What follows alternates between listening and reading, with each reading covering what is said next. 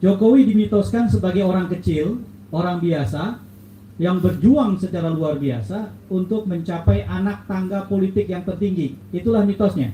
Ketika dulu jadi gubernur di Jakarta, dia dianggap Tarzan masuk kota. Nggak paham Jakarta, datang dari satu kota kecil yang dibandingkan Jakarta nggak ada apa-apanya, termasuk dari sisi kompleksitas masalah yang harus dikelola pemimpinnya. Tapi kemudian orang percaya dia. Celakanya di Jakarta cuma 2 tahun lebih sedikit, tepatnya itu 2 tahun 5 hari. Itu waktu yang tidak cukup untuk membuat mitosnya sebagai gubernur Jakarta bisa kita pertemukan atau pertarungkan dengan realitasnya sebagai pemimpin. Dulu tidak ada yang pernah tahu apakah benar ijazah Jokowi adalah asli atau palsu. Dan sampai sekarang itu dibiarkan menjadi pertanyaan yang menggantung tanpa jawaban. Orang seperti Bang Refli tahu jawabannya, nanti ditanya saja. Asli atau palsu itu. Kata yang jual asli katanya. Nah jadi, dan salah satu isu menyangkut ijazah itu adalah yang sangat penting adalah yang tanda tangan adalah dekan yang pada waktu itu belum bertugas di UGM. Sikap terhadap Gibran seperti apa, hubungan Prabowo Gibran kayak apa segala macam, itu mengerucutnya di 2027 April itu bisa kita nilai. Ini pasangan akan berlanjut, Gibran akan jadi penantang dan seterusnya.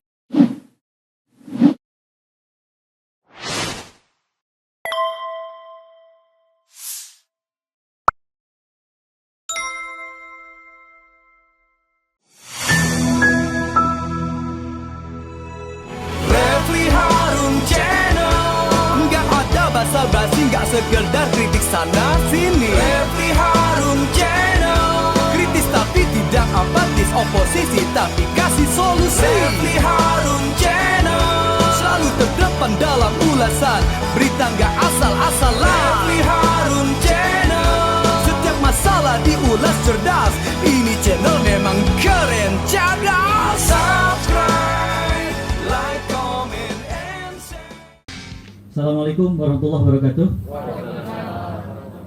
Alhamdulillah saya senang, saya bersyukur bisa hadir di sini di pertemuan keluarga besar PII Jakarta.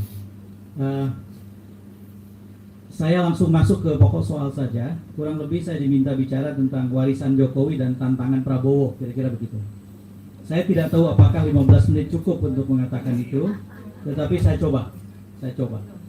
Jadi saya akan bicara secara seksama dan dalam tempo yang sesingkat-singkatnya, kira-kira begitu. Yang pertama Jokowi dulu. Setiap pemimpin dinilai dari dua sisi. Ketika baru mulai bekerja, dia dinilai dari sisi mitosnya. Apa yang dipercaya orang, apa yang dititipkan orang sebagai amanah kepada dia. Dia menjadi mitos karena belum ada pembuktian. Dan mitos itu biasanya tidak bisa diverifikasi, tidak bisa dicari-cari pembuktian benar tidaknya. Kalau dalam penelitian itu jadi hipotesa, dugaan. Mitos adalah kebenaran yang kita duga. Ketika sudah bekerja, pemimpin itu berubah menjadi sesuatu yang bisa kita nilai. Maka kalau tadi bentuknya dugaan, setelah dia bekerja, jadilah dia kesimpulan. Untuk mudahnya, itulah yang kita sebut sebagai realitas. Jadi kalau Jokowi kita nilai sekarang, maka ada mitos, ada realitas. Nah, mungkin bab pertama ini dulu yang saya omongin, karena kita harus ngomong soal itu untuk bisa membaca Indonesia ke depan selepas Jokowi. Mitos pertama, Jokowi dimitoskan sebagai orang kecil, orang biasa, yang berjuang secara luar biasa untuk mencapai anak tangga politik yang tertinggi. Itulah mitosnya. Ketika dulu jadi gubernur di Jakarta, dia dianggap Tarzan masuk kota. Nggak paham Jakarta, datang dari satu kota kecil yang dibandingkan Jakarta nggak ada apa-apanya, termasuk dari sisi kompleksitas masalah yang harus dikelola pemimpinnya. Tapi kemudian orang percaya dia. Celakanya di Jakarta cuman 2 tahun lebih sedikit. Tepatnya itu 2 tahun 5 hari. Karena dilantik 15 Oktober tahun 2012 sebagai gubernur, dilantik jadi presiden 20 Oktober tahun 2014. Jadi persis 2 tahun 5 hari. Itu waktu yang tidak cukup untuk membuat mitosnya sebagai gubernur Jakarta bisa kita pertemukan atau pertarungkan dengan realitasnya sebagai pemimpin. 2 tahun di Jakarta, 1 tahun konsolidasi, 1 tahun mulai bekerja. Untunglah di situ ada waduk fluid, untunglah di situ ada penataan Tanah Abang, untunglah di situ ada kebiasaan Jokowi untuk turun kemana-mana, termasuk katanya ke gorong-gorong. Saya konsultannya waktu pilkada, jadi soal gorong-gorong saya nggak tanggung jawab. Oh iya, bukan sempat, saya setiap hari baik kotak-kotak. Saya anggap dosa atau tidak tahu saya. Jadi lalu kemudian ketika jadi presiden 20 Oktober 2014, maka baru kita punya kesempatan untuk menimbang Jokowi dari sisi realitasnya secara layak. Ternyata persoalannya adalah dia benar orang kecil. Dia bukan anak menteng. Tidak datang dari keluarga bangsawan, tidak datang dari keluarga menteri dan pejabat tinggi di masa lalu, bukan anak atau cucu pahlawan, dan seterusnya. Di darahnya tidak ada orang besar, kurang lebih begitu, benar dalam soal itu. Tetapi yang keliru ternyata adalah pada anak kalimat berjuang dengan luar biasa untuk mencapai anak tangga politik yang tertinggi. Disitulah persoalannya. Dulu tidak ada yang pernah tahu apakah benar ijazah Jokowi adalah asli atau palsu. Dan sampai sekarang itu dibiarkan menjadi pertanyaan yang menggantung tanpa jawaban. Orang seperti Bang Refli tahu jawabannya, nanti ditanya saja. Asli atau palsu itu. Kata yang jual asli katanya. Nah jadi, dan salah satu isu menyangkut ijazah itu adalah yang sangat penting adalah yang tanda tangan adalah dekan yang pada waktu itu belum bertugas di UGM. Silahkan dicek jejak digitalnya, itulah salah satu persoalan sangat serius. Jadi ketika dilihat tanggal tanda tangannya, dekan Fakultas Kehutanan yang tanda tangan pada waktu itu belum menjadi dekan. Jadi ada kekeliruan rupanya sedikit, tapi sangat fatal. Ya ini saya kutip dari berita ya, saya bisa carikan beritanya. Lalu kemudian cara berjuang itu yang kemudian kita pertanyakan kan. Sebetulnya ketika 2014 menjadi presiden, dia bukan petahana. Dia tidak bisa menggerakkan polisi, dia tidak bisa menggerakkan tentara, dia tidak bisa menggerakkan intelijen. Dia harus berhadapan dengan orang yang menggunakan itu. Tetapi orang itu, Pak SBY, tidak menggunakan seperti dia gunakan ketika jadi presiden. Menurut saya disitulah poinnya. Harus kita koreksi bahwa Jokowi orang biasa yang berjuang dengan cara yang tidak bisa kita terima untuk mencapai anak tangga tertinggi dalam politik. Itulah realitasnya. Jadi apa pelajaran buat kita? Benar kita harus sebarkan ke semua orang di Indonesia. Semua orang bisa jadi presiden. Semua orang berhak jadi pemimpin. Semua orang bisa memimpin negeri besar ini. Apapun latar belakang kita. Sekalipun kita orang biasa, yang di dalam darah kita tidak ada darah biru dalam tanda kutip, dan membuat kita sejak awal dimanjakan oleh fasilitas, berlimpah ruah dengan harta, punya akses pada kekuasaan sejak awal dan seterusnya. Tidak ada cerita begitu. Siapapun kita, dari manapun latar belakang kita, harus punya kesempatan yang sama untuk sampai ke anak tangga tertinggi politik di negeri ini. Tetapi tidak dengan cara yang dilakukan Jokowi. Itu catatan pentingnya. Jangan sampai ada pelajaran yang salah. Siapapun orang biasa bisa jadi presiden dengan cara apapun, menghalalkan semua cara. Seperti yang dikatakan Bahlil dalam satu kesempatan di hadapan Golkar di satu tempat belum lama. Menangkan dengan cara apapun. Itu tidak bisa diterima itu. Asal jangan ketahuan katanya.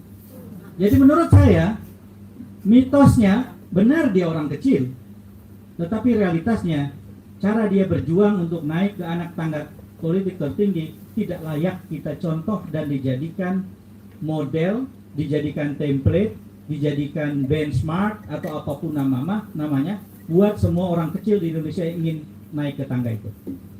1, 2. Mitosnya dia pro rakyat. Dia merakyat. Memang kalau dilihat dari kesan perkenalan awal bisa begitu. Contoh, Jokowi adalah wali kota yang tidak mengambil gajinya.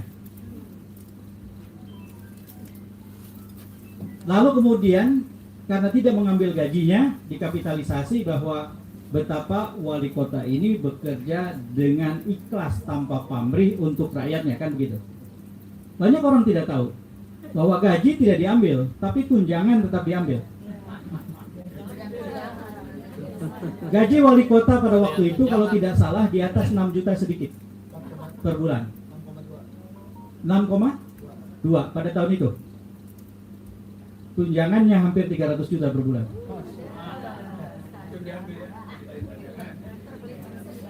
Begitu. Benar bahwa Jokowi membagi-bagi beras 5 kiloan ke banyak sekali warga Solo ketika dia belusukan setiap hari. Jadi di mobilnya sering ada beras yang jumlahnya sudah dihitung pada saat sebelum berangkat. Lalu kemudian berdasarkan hitungan itulah dia akan membagi atau tidak membagi. Kalau satu hari dia ketemu rakyat Solo 30 orang, ternyata hanya 25 kantong beras 5 kg di bagasi mobilnya, maka 30 orang warga Solo itu adalah warga yang tidak beruntung. Karena tidak mungkin bagi beras, cuma ada 25. Tapi kalau kebetulan sampai di satu tempat ada 12 orang, maka itulah 12 yang beruntung karena akan dibagi beras jumlahnya melebihi jumlah yang hadir. Itu bukan pro rakyat dalam pengertian yang hakiki. Jadi sebetulnya mitos merakyat dan pro rakyat itu harus dikoreksi dengan mau mendalami persoalan sampai ke akar persoalan yang dihadapi rakyat dan memecahkan di pokok soalnya itu. Itulah yang disebut pemimpin pro rakyat. Orang butuh beras. Pemimpin yang tidak pro rakyat membagi beras sebelum pemilu. Itulah pemimpin yang tidak pro rakyat. Siapakah pemimpin yang pro rakyat? Dia ikhtiarkan dengan banyak program, rakyat naik pendapatannya, pengangguran berkurang. Dia ciptakan sistem subsidi yang adil buat orang, sehingga orang di banyak tempat bisa membeli kebutuhan pokok dengan harga yang terjangkau.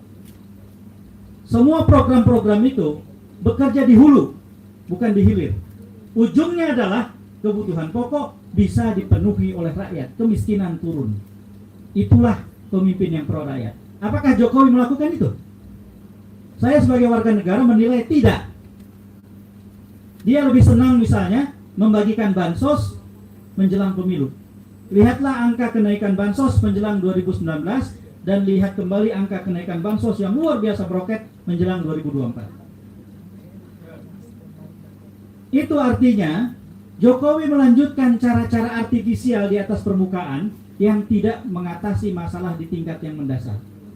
Itu sama artinya seperti kita sakit kepala, kita cuman meminum obat penghilang rasa sakit, bukan mencari obat untuk mengatasi sumber sakit kepalanya. Apakah sakit kepala hilang? Iya, sejenak. Tetapi sumber sakit kepala itu boleh jadi diperparah oleh tumpukan kimiawi dari setiap obat anti sakit kepala yang kita minum bertahun-tahun, berbelas tahun, berpuluh tahun. Jadi sebetulnya bukan begitu pemimpin yang pro rakyat itu, bukan begitu pemimpin yang rakyat itu. Jadi mitos yang kedua pun patah. Jokowi merakyat, Jokowi pro rakyat. Realitasnya tidak. Yang ketiga, mitosnya pemimpin yang sederhana. Masih ingat barangkali di awal kepemimpinannya dulu 2014 beredar poster terutama digital, sepatunya apa, celananya apa, bajunya apa, dan seterusnya kan? Kalau orang mengenal secara permukaan dalam waktu yang sebentar, sangat boleh jadi akan berkesimpulan seperti itu. Karena memang dalam kenyataannya dia tidak peduli merek. Tetapi sebagai pemimpin, kita tidak bisa melihat kesederhanaan dari baju dan pakaian yang melekat pada dirinya. Bahwa kalau dia pakai sepatu merek lokal dan bukan merek luar negeri yang mahal, berarti dia sederhana. Bukan hanya itu. Kalau anaknya pergi naik pesawat jet pribadi, membawa pulang tanpa lewat bea cukai barang-barang mahal seperti yang tergambar dalam satu video. Kalau anak-anak dan istrinya menggunakan tas, menantunya menggunakan tas yang harganya luar biasa mahal, yang bisa untuk memberi makan siang sekian banyak orang sekian hari. Kalau anak-anaknya menggunakan jam tangan yang harganya ketika dicantumkan di Instagram, di YouTube, di internet ketika dibahas membuat kita terkejut. Dia bukan pemimpin yang sederhana. Dan dia sudah dihukum secara sosial sekarang kan. Pidatonya yang mengatakan melarang habis-habisan orang Indonesia untuk membeli produk luar negeri. Dan seterusnya itu disandingkan dengan kejadian-kejadian yang menimpa seluruh keluarganya. Jadi Jokowi bukan presiden yang sederhana. Ia presiden yang bergelimang dengan kemewahan. Mitos yang awal gugur oleh realitas yang kita temukan. Ya saya mengatakan ini tanpa tedeng aling-aling, mau diviralkan mau apa nggak peduli saya. Karena saya merasa sebagai warga negara saya punya kewajiban untuk mengatakan ini. Kalau ada pemimpin yang semacam itu, lalu kemudian kita menutupinya, sebetulnya kita bagian dari kebohongan dan manipulasi yang ia kerjakan. Bahwasanya hukum mengancam kita, intimidasi mengancam kita, itu soal lain. Itu soal lain. Karena kita tahu bahwa orang-orang ini termasuk yang sangat berkuasa tidak punya nomor WhatsApp malaikat Israel. Itu saja batasannya. Nggak bisa dia. Salah-salah bisa dia sendiri yang didatangi duluan nanti. Kan bahaya itu. Enggak. Jangan takut. Yang bikin mati bukan dia gitu loh. Dia tidak punya akses untuk memanggil Israel itu. Itu. Ngomongnya sembarangan gitu. Israel ambil dia. Nggak ada dia akses itu. Nggak ada dia. Jadi kenapa mesti takut? Lalu orang dalam surga sih nggak apa-apa. Tapi kalau orang dalam sebelahnya itu gimana? Baik, supaya singkat aja yang terakhir, mitosnya dia bersih. Nyatanya dia mengakhiri kepemimpinan sebagai bapak nepotisme Indonesia. Lihat sekarang apa yang terjadi. Beberapa ketua umum partai sudah semakin tidak membatasi diri lagi dalam soal itu kan. Ada yang anaknya langsung ketua fraksi, baru pertama kali masuk DPR. Konon anaknya yang lain akan jadi wamen. Menantunya sedang berjuang di satu kabupaten di Sumatera. Dan seterusnya. Kalau kita daftarkan itu luar biasa. Waktu di podcast saya Keep Talking, saya ngomong tentang berapa persen anggota DPR RI yang terpilih, yang ternyata ada mengait satu dengan yang lain dalam satu hubungan keluarga dengan banyak orang penting atau orang besar, angkanya kan mencengangkan. Saya lupa, nanti saya cek lagi. Jadi waktu itu kita riset, saya minta tim riset meriset dan ketemulah angkanya. Nanti sebentar saya cari. Sebelum bubar insya Allah saya sudah sampaikan. Lalu selain itu bagaimana kolusi dan korupsi juga terfasilitasi dengan dahsyat. Mitosnya Jokowi anti korupsi dengan merekrut menteri yang di dalamnya ada pelibatan KPK untuk menilai kredibilitas menteri kan dulu kan? 2014, 2019 sebanyak mungkin menteri itu yang kemudian sebetulnya berindikasi koruptor itu masuk beramai-ramai ke dalam. Bahkan akhirnya itulah yang menandai satu gaya kepemimpinan Jokowi yang kemudian saya pakai jalan masuk untuk masuk ke soal Prabowo. Jadi berbicara tentang mitos dan realitas dari Jokowi sebetulnya hanya berbicara tentang sedikit saja dari warisan yang bisa kita bicarakan tentang Jokowi. Pembicaraan bisa sangat panjang. Seperti misalnya warisan dalam bentuk kebijakan. Problem-problem yang sangat serius di seputar infrastruktur. Problem yang sangat serius di seputar IKN. Problem yang sangat serius di seputar pertambangan. Problem yang sangat serius di seputar misalnya saja penanganan masalah COVID kemarin dengan segala ininya ya. Jadi banyak sekali warisan-warisan Jokowi yang bisa kita geledah. Barangkali hal baik yang ia tinggalkan adalah bahwa di Indonesia sekarang ini orang harus percaya bahwa orang biasa itu bisa jadi presiden. Titik, itu saja. Sisanya yang lain rasanya tidak usah dicontoh lah, menurut saya. Jokowi bukan contoh yang baik pemimpin di Indonesia. Dan segala warisan yang lain akhirnya kemudian kalau dikaitkan dengan itu akhirnya menjadi harus kita kritisi secara serius. Infrastruktur memang harus diakui dalam volume. Itu tidak ada presidennya dalam 10 tahun orang bisa membangun segitu banyak. Tetapi kan itu harus disandingkan dengan berapa beban hutang dan kemungkinan ketergantungan kita pada pendonor berkaitan dengan volume itu. Maka volume beban tadi pun ya tentu saja menjadi persoalan sangat serius yang harus kita hitung, bukan sekedar wujud fisik. Apalagi beberapa proyek infrastruktur yang sudah jadi, kemungkinan besar dalam beberapa tahun ke depan itu akan satu persatu kan dijual ke luar negeri. Gejala itu sudah ada sekarang. Ini kebetulan ada mantan komisaris di pemerintahan Pak Jokowi yang sangat paham soal itu. Jadi tanyakan ke Mas Refli. Jadi harus jujur begitu kalau kita menilai, nggak bisa. Artinya mungkin orang menganggap bahwa saya kok melihat hitamnya saja gitu dari Jokowi. Problemnya itu adalah Jokowi mencampurkan semua warna ke dalam satu baskom.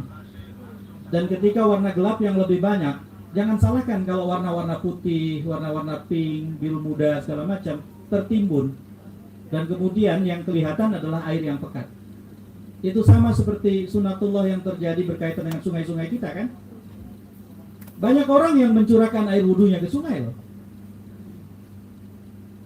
Tetapi kan itu tidak berarti bahwa tidak ada air wudhu di dalam sungai, bekas air wudhu dalam sungai itu.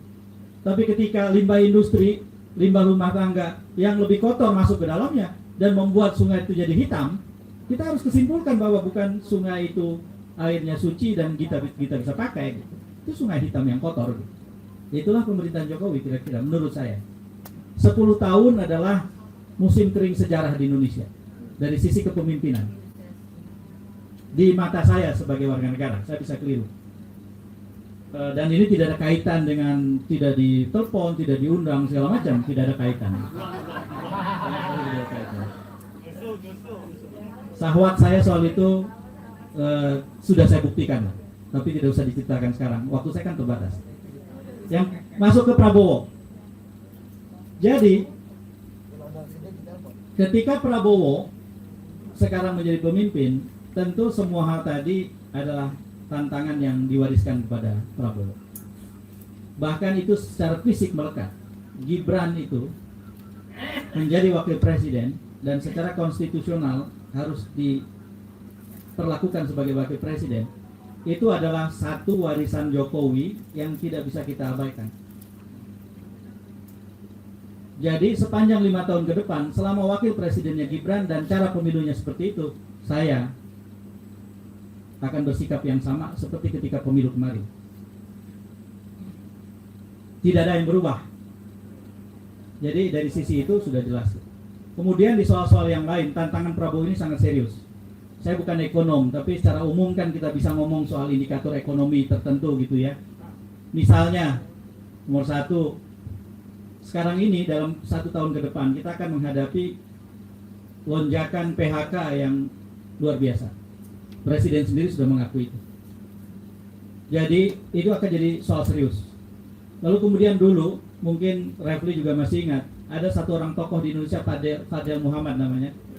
Pada tahun 80-an dia membuat buku. Waktu itu saya masih SMA. Dia membuat buku yang menggambarkan bahwa Indonesia yang maju itu syaratnya adalah dari piramida berubah jadi belah ketupat. Maksudnya struktur ekonomi Indonesia yang gede di bawah itu, kelas bawahnya besar, itu berubah jadi ketupat. Kalau ketupat itu yang besar justru yang tengah kan. Jadi kalau ketupat itu diberdirikan, maka yang tengah itu. Nah, kelas menengah kita dalam 5 tahun terakhir 2019 sampai sekarang itu turun 9,4 juta orang dalam 10 tahun. Jadi di lapis kelas menengah kita terjadi bukan penggembungan kelas menengah yang semestinya terjadi untuk negara yang mau melaju menjadi negara maju, tetapi pengurangan sekitar 9,4 juta kelas menengah di tengah. Itu akan jadi tantangan serius. Ditambah dengan krisis, perang. Perang ini kan bukan persoalan yang bisa kita kendalikan. Apalagi kalau banyak negara bersikap seperti memang menunggu perang, kan? Dan yang sudah pasti menunggu perang terjadi adalah industri persenjataan. Mereka akan panen besar kalau terjadi perang. Jadi banyak pelaku industri global yang sekarang ini menginginkan perang, terutama yang industrinya berkaitan dengan perang. Negara-negara produsen tertentu juga ketika perang bisa diuntungkan, seperti Rusia. Ketika pasokan minyak dunia menurun karena beberapa pusat industri minyak terhambat oleh perang, maka kemudian pasokan minyak menjadi turun. Pasokan minyak yang turun itu menyebabkan harga minyak naik. Maka mereka yang masih memiliki sumber cadangan minyak akan menjual dengan harga berlipat-lipat dari harga sebelumnya. Keuntungan mereka dapatkan. Negara-negara tertentu diuntungkan oleh perang. Jadi jangan berpikir perang dengan cara yang terlalu sederhana.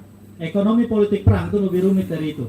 Jadi jangan berharap bahwa perang cepat selesai kalau kemudian banyak orang yang bekerja untuk memperpanjangnya. Rusia ketika berperang dengan Ukraina sangat berkepentingan memperpanjang perang karena Rusia diuntungkan secara energi. Krisis energi dunia menyebabkan Rusia menjadi tulang punggung penyediaan energi yang terbatas.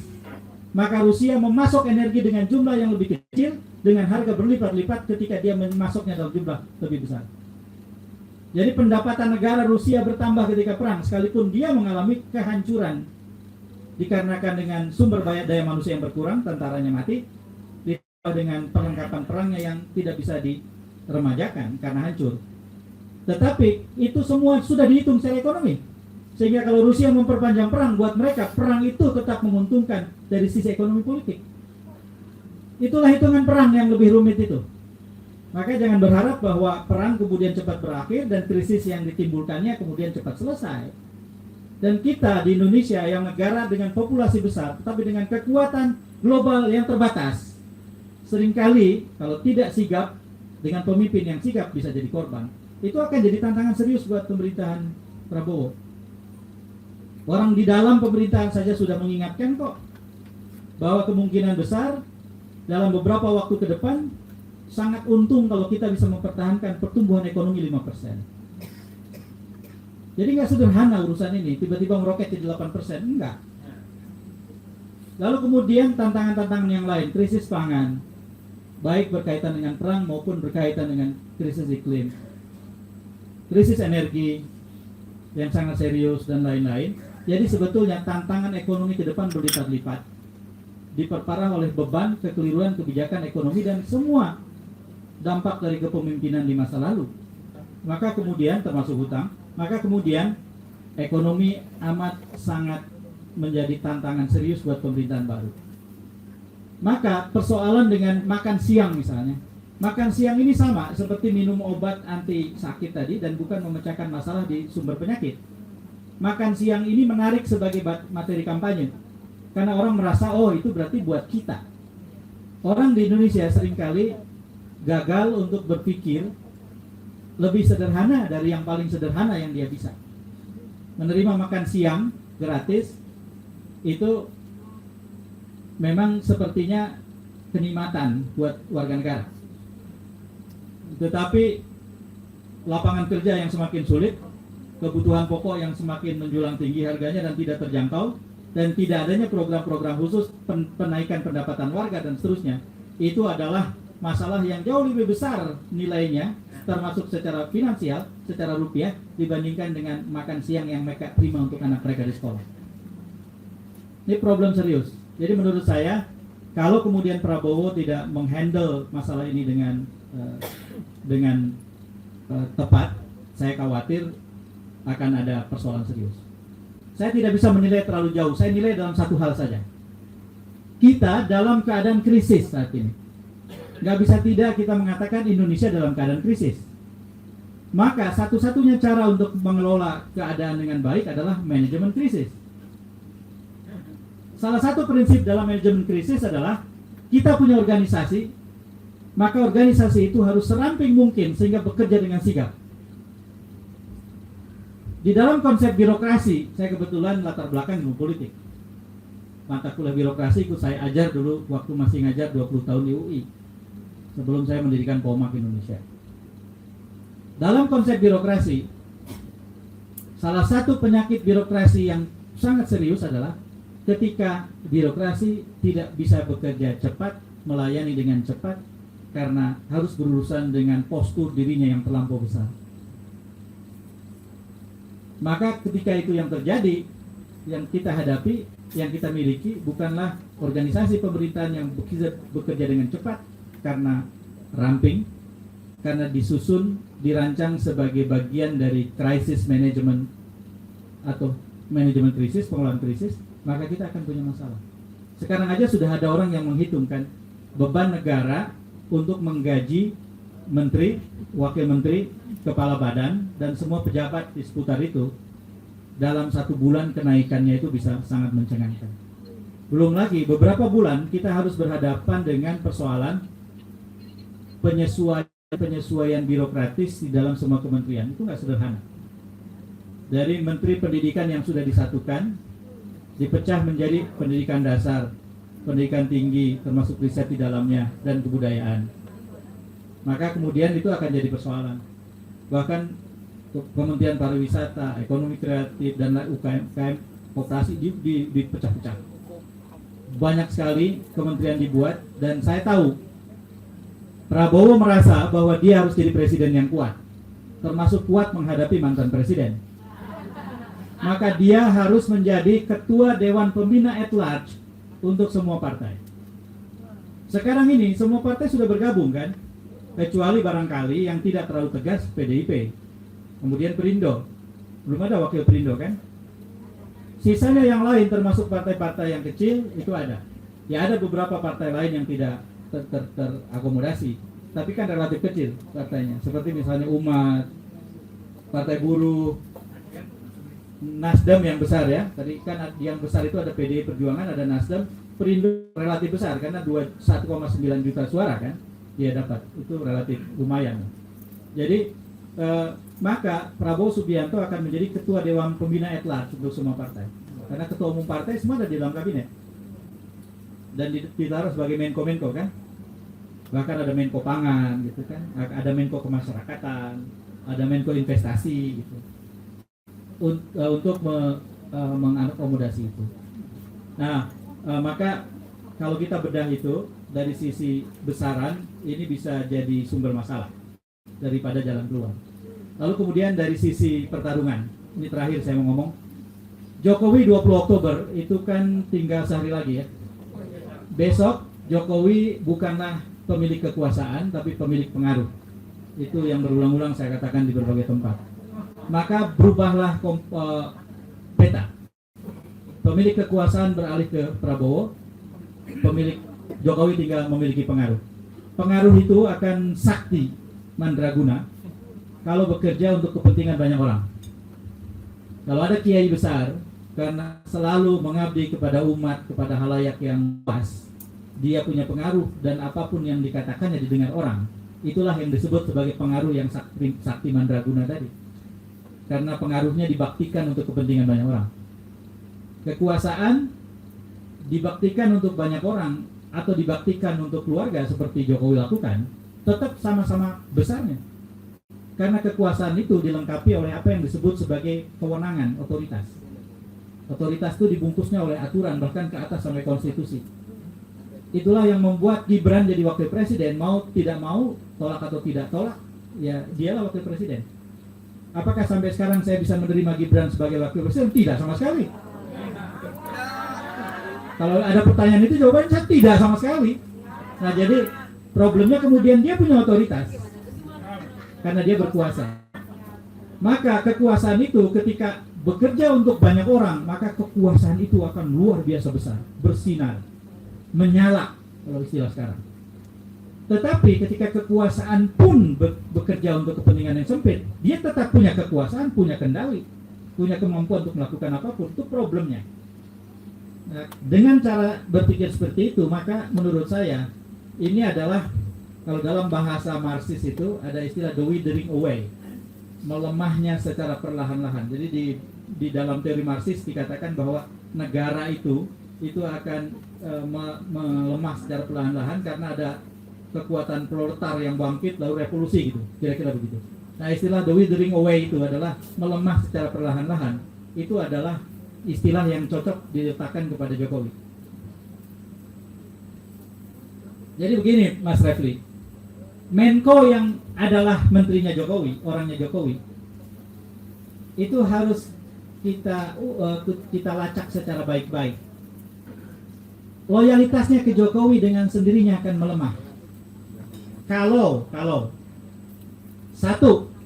sang menteri itu loyal karena loyalitas insentif. Loyalitas insentif adalah menteri diberi sesuatu atau diberi kelapangan berbuat sesuatu sehingga banyak sekali hal yang dia terima, yang dia ambil, yang bukan haknya. Dan presiden yang tahu persis dengan itu membiarkan dia melakukan itu. Maka presiden memberi insentif kepada si menteri itu untuk berbuat apapun. Ketika presiden sudah berganti, si menteri tahu persis bahwa insentif itu sudah tidak datang lagi dari Solo, tapi datang dari Hambalang atau Kertanegara. Maka loyalitas kalau disandingkan akan jauh lebih besar ke Kertanegara daripada ke Solo. Tetapi ada loyalitas jenis yang kedua. Loyalitas ini adalah loyalitas karena diinjak, baik kaki maupun kepala, seperti Airlangga Hartarto. Airlangga kan diinjaknya udah kepala kalau begitu caranya, diinjak kaki atau kepala. Ini adalah mereka yang diketahui bahkan dibiarkan secara permisif oleh presiden, oleh Jokowi, untuk berbuat salah dan mengumpulkan kesalahan, atau membawa kesalahan masa lampaunya yang tidak diurus dengan layak selama ini. Maka mereka itu adalah orang yang loyal karena diinjak atau karena disandera. Apakah model penyanderaan berubah? Iya, berubah. Tentu Jokowi kemarin berkepentingan untuk membuat banyak pimpinan KPK, komisioner KPK, orang dia yang loyal ke dia. Problemnya adalah loyalitas itu tidak bisa digaransi kendalinya oleh Jokowi karena otoritas sudah lepas. Otoritas berpihak kepada presiden baru. Maka dengan cara itu, pemilik kendali berbasis otoritas itu termasuk terhadap KPK sekalipun di presiden yang baru. Maka dengan demikian, para menteri dari Jokowi, katanya ada sampai berapa? 13? 16 itu harus ditempatkan di dalam 3 tempat yang berbeda. Satu, orang Jokowi yang karena sebagai sebab termasuk penjelasan saya tadi sangat sulit untuk tidak mendengar Jokowi. Bahlil ada di situ, Budi Ari ada di situ, Gibran ada di situ. Nomor 2, yang ada di tengah.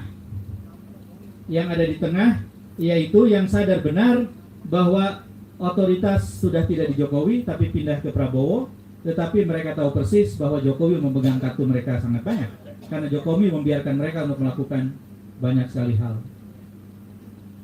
Para menteri yang di masa sebelumnya termasuk orang partai yang ada di kabinet Jokowi ada dalam kelompok itu. Tetapi ada orang seperti Sri Mulyani menurut saya yang justru berdarah-darah selama 10 tahun itu dengan mengorbankan kredibilitasnya. Sri Mulyani dulu kan kita kenal sebagai orang dengan kredibilitas yang luar biasa, kita hormat gitu. Tapi kemudian 10 tahun itu membuat kita bertanya-tanya apa yang terjadi dengan Sri Mulyani kan?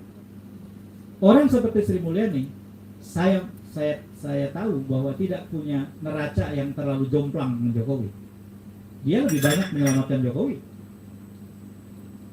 daripada berbuat sesuatu yang membuat Jokowi merasa dia berhutang budi banyak kepada Sri Mulyani berhutang banyak kepada Jokowi. Nah, itu kelompok 3 itu. Nah, yang kelompok dua ini itu akan mengayun-ngayun. Dan ayunan itu magnetnya semakin besar ke Kertanegara daripada ke Solo. Jokowi tahu persis itu. Jadi menurut saya, setiap pemimpin akan menerima apa yang selayaknya dia terima, karena apa yang dia perbuat sebagai pemimpin. Dalam kacamata saya sebagai warga negara yang menilai Jokowi 10 tahun itu, Jokowi akan semakin sulit untuk bisa mengendalikan banyak hal di Indonesia. Justru kesulitan demi kesulitan akan semakin dia harus hadapi. Itu yang saya lihat. Tetapi problemnya kemudian Prabowo lahir dari situasi yang saya ceritakan tadi. Dia adalah anak kandung dari proses mekanisme kerja dan sistem yang dibangun Jokowi. Dia lahir dari pemilu, Bang Refli tahu persis seperti apa pemilunya, yang seperti itu. Pemilu terburuk sepanjang sejarah reformasi. Dan inilah hasil yang kita terima atas nama ketaatan pada aturan. Maka sebagai penutup, keluarga besar PII harus fokus ke depan pada satu isu yang sangat dasar, yaitu menjadi bagian yang mau rajin, telaten, penuh sabar, namun kecerdasan politik umat di Indonesia. Kecerdasan itu terdiri dari 3 hal. Yang satu, kesadaran. Kesadaran harus dibangun lewat 3 level. Satu, menyebarkan pengetahuan. Orang harus diberitahu tentang apa yang terjadi sedetail-detailnya, selengkap-lengkapnya. Bang Refli melakukan itu dengan berbagai cara. Banyak aktivis melakukan itu berbagai cara. Saya melakukannya semampunya. Pengetahuan, tapi tahu saja tidak cukup. Kita harus punya rakyat, umat yang punya empati. Empati itu harus dibangun. Pengetahuan tanpa empati itu akan jadi seperti pejabat publik yang punya fasilitas keuangan yang besar, dan ketika harga BBM naik, dia tidak akan pernah protes. Karena setinggi apapun harga BBM, dia tetap mampu membelinya.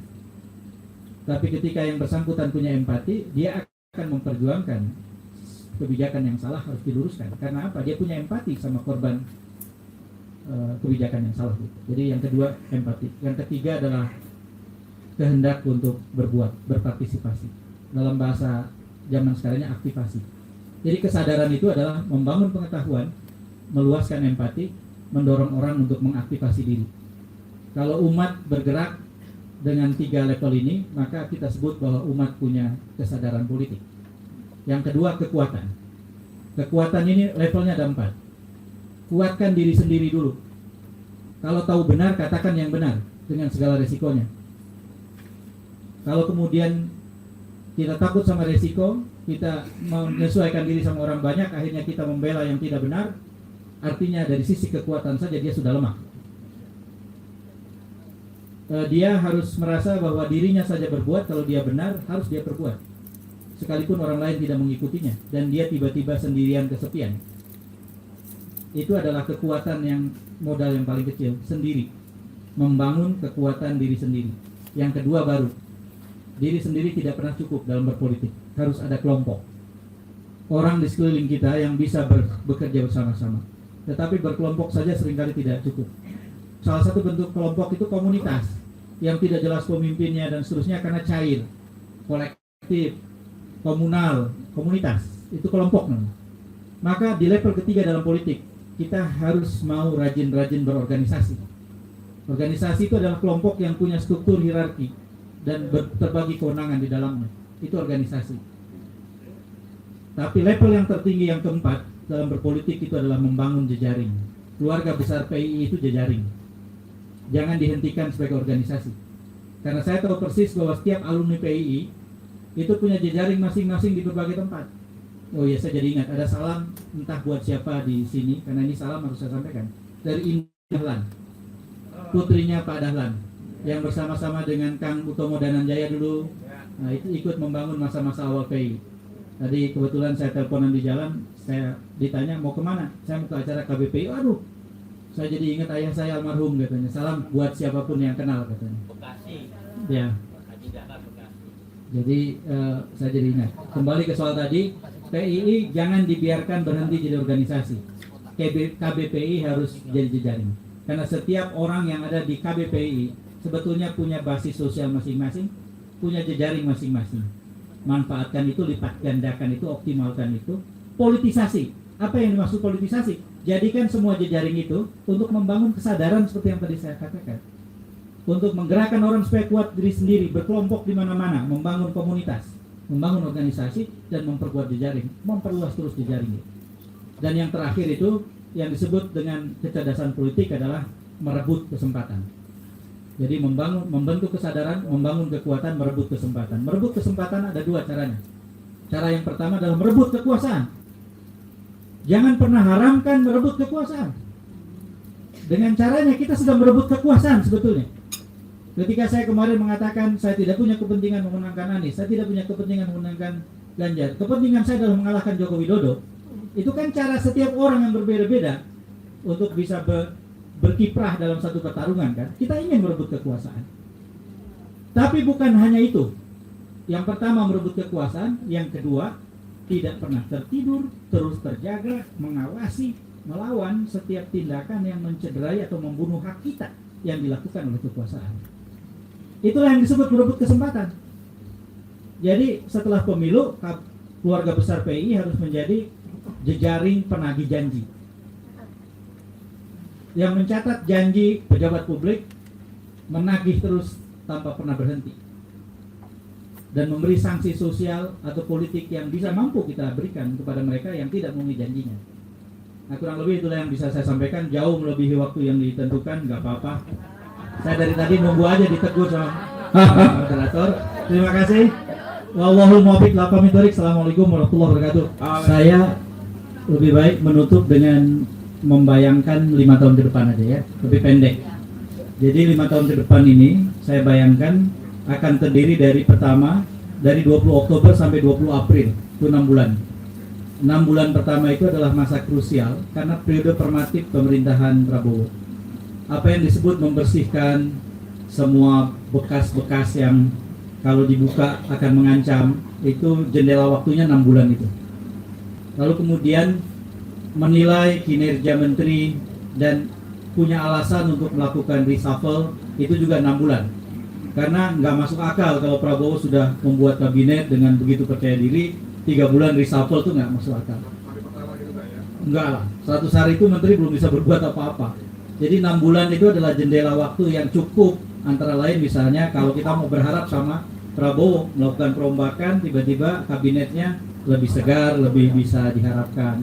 Nah, ini adalah periode formatif kabinet atau pemerintahan Prabowo sampai dengan 20 April tahun depan, 20 April 2025. Lalu kemudian yang juga harus kita lihat adalah dari 20 April 2025 ke 20 April 2026, 1 tahun. Jadi 1 tahun kalau dihitung dari titik itu atau 1 tahun setengah dihitung dari besok, itu adalah masa menentukan kita itu sebetulnya bisa berharap atau tidak sama pemerintahan ini. 1,5 tahun itu waktu yang sudah sangat cukup dan adil untuk menilai. Jadi ya seperti misalnya apakah hubungan dengan partai terpelihara dengan cukup sehat atau justru menimbulkan problem-problem yang serupa dengan yang kemarin ada. Apakah memang apa yang diharapkan oleh Refli Harun bahwa ini orang kuat yang baik gitu ya, itu bisa kita lihat kecenderungannya yaitu dalam jendela waktu itu.